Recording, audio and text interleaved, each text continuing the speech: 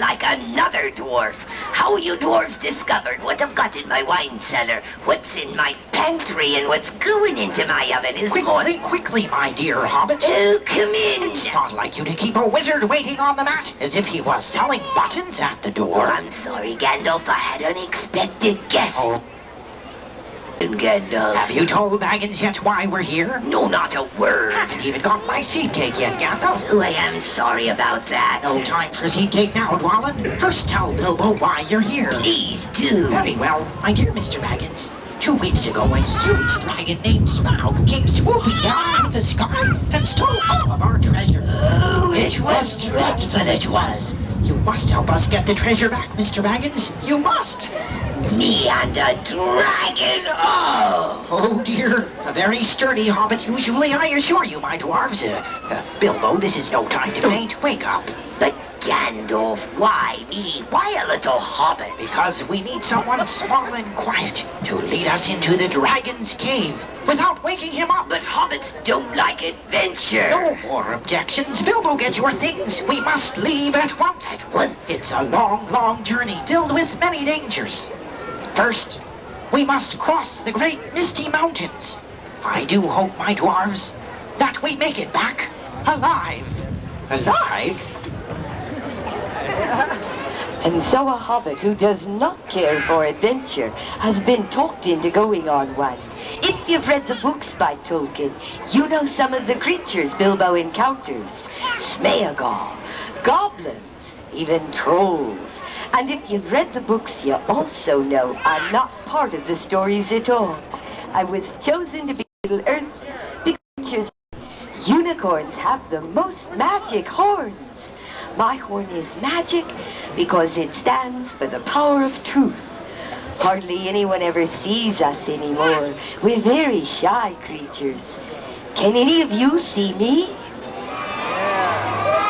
Oh, lots of you can. The pure in heart can always see the unicorn. Can you hear me, everyone? Thank you. That's important. A storyteller must be heard, if not seen. And our next scene has a ring wreath in it. He loves nothing good or true. He is frightening, but you need not fear him. Watch the beautiful elf that comes to drive the bad spirit away.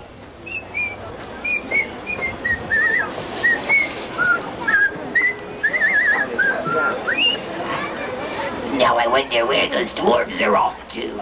They said they were going to find a place to spend the night, but I'd like to spend it right here. I'm weary, I am. It's been a long journey. These trees are so friendly. The sun is smiling, bees are buzzing, and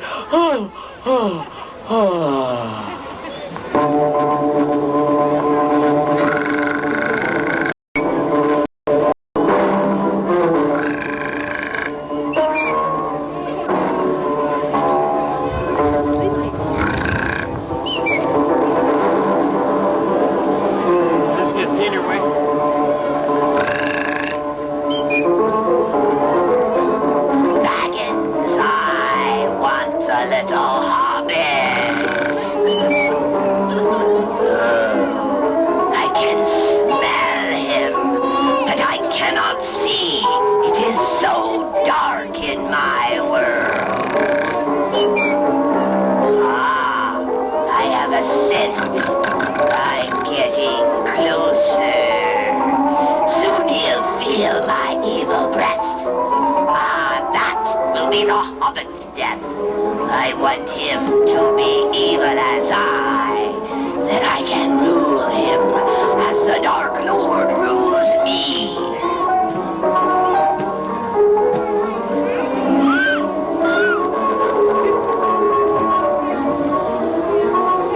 Oh, he's been here recently. But wait. Do you hear it? Elven laughter and music. I cannot bear elves. They are good. They are beautiful. They are happy.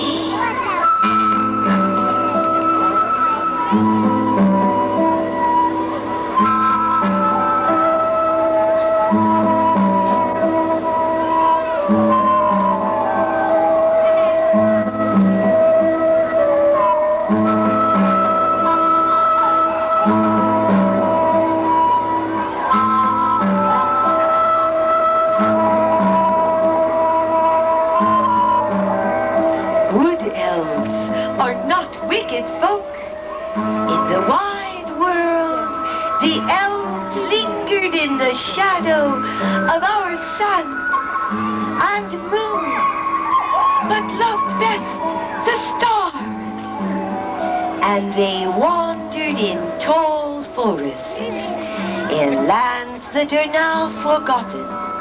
But elves they were and are, and that is good people. Bilbo and the dwarves were given food and drink by the elves, nourishment for their bodies and for their souls, freedom from fear and peace, for the elves protected them in their journey. They learned to love the little hobbit. They called him elf friend, and it was sad they were to say farewell to him, because Bilbo Baggins had to go into the lonely mountain all by himself. There are some things in life no one else can do for you. Oh, he was afraid of the dragon. I'd be afraid of a dragon. But he had his hobbit courage and a map given him by the dwarves. He did find the treasure. Now he's leading 2 dwarves and a wizard right past a sleeping dragon.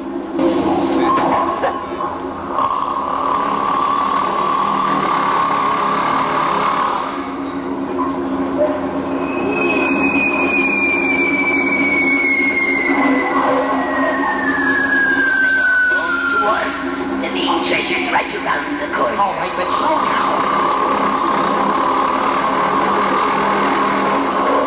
Darling, Bilbo's way over here. What's holding you 2 up anyway? Come quickly, brother. Where are you?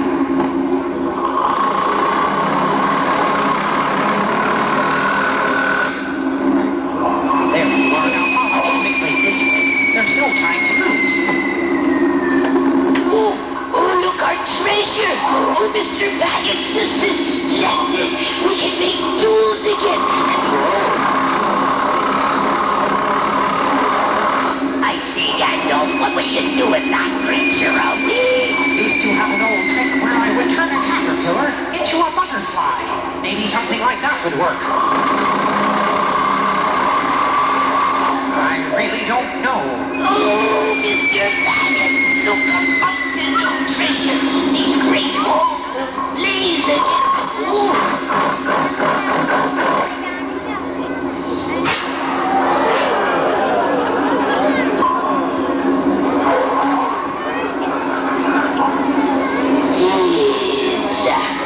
I smell dwarf. And you smell a wizard named Gandalf. I accuse you, great dragon, of stealing gold and jewels from the dwarves. Stealing? Oh, no. I take what I want and call it mine. Perhaps you would not do this were you to have a change of heart. What would you do, little wizard? Turn me into a butterfly? Why not? After all, you're nothing but an overgrown worm. You watch your tongue. You better make it a dragonfly. Very well. I suppose you use a magic spell. That I shall. Elbereth, Gilthoniel, may this dragon's heart be well. Oh, that sounds like a potent spell. My heart. It feels good. It feels generous and kind. What can I do for you, fine creature? Balin, Dwalin, Bilbo. Take all the treasure you need now. It seems the old caterpillar works on dragons' hearts as well.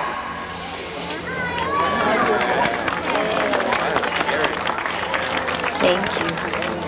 For any of you who may have read and loved Tolkien, we know it's not quite like that in his account. This is the way it came down to us in Hobbiton folklore. Smaug the Golden became Smaug the Golden-Hearted. The great dragon, acting as forge and bellows, helped them fashion the most magical toys and musical instruments. The dwarves of Middle-earth all love music. We have one here right now to sing a song for you. Dwalin the... Sometimes we call him Dwalin the Forgetful. He's forgotten again. He'd come out if we called him, but he's hard of hearing, and he cannot see very well either. I really would need your help. Will you help me, everyone? Thank you.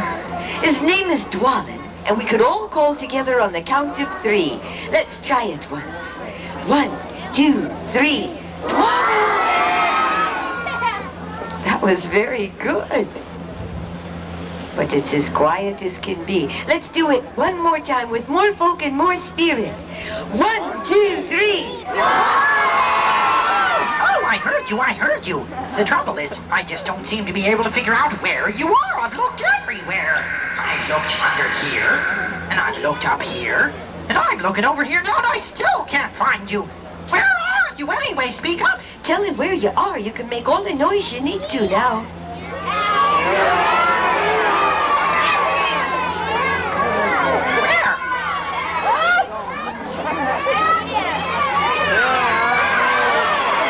Can't see you. Tell him to stop next time.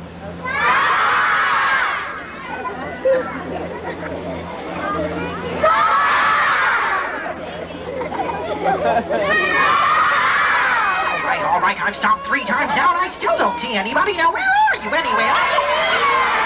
Did you say turn around? I don't see what good that will do at all. But I did turn around.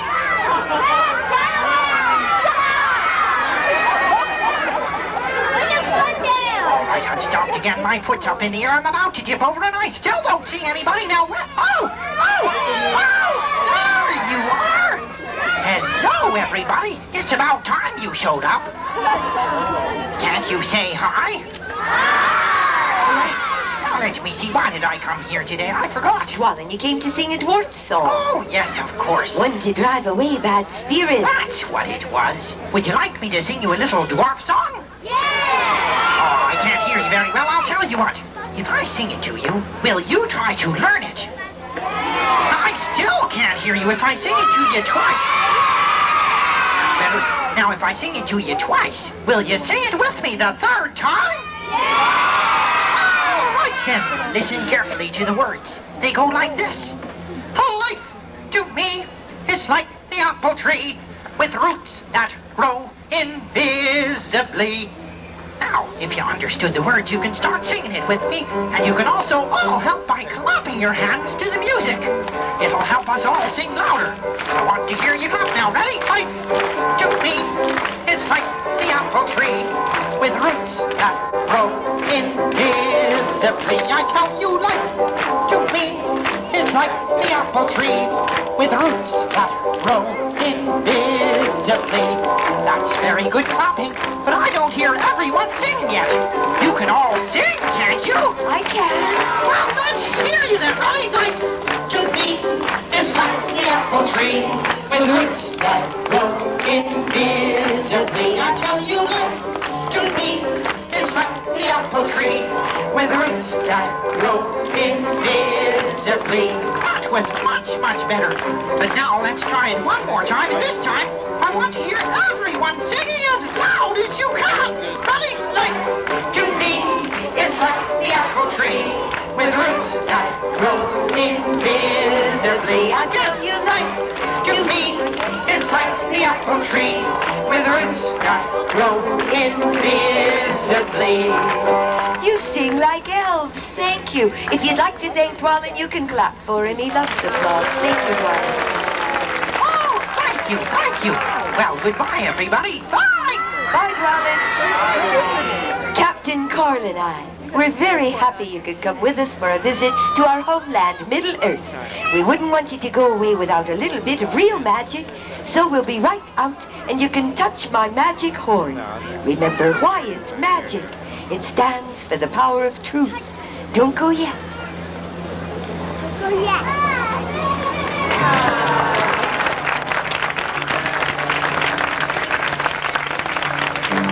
Thank you. If you have not seen us performing before, we'll tell you that there's only the 2 of us backstage, and we do use live voices for all the talking and most of the singing in this show. All of you are welcome to Pet Danubia, and do touch her magic horn. The magic of the power of truth works for everyone, including grown folk, and love her.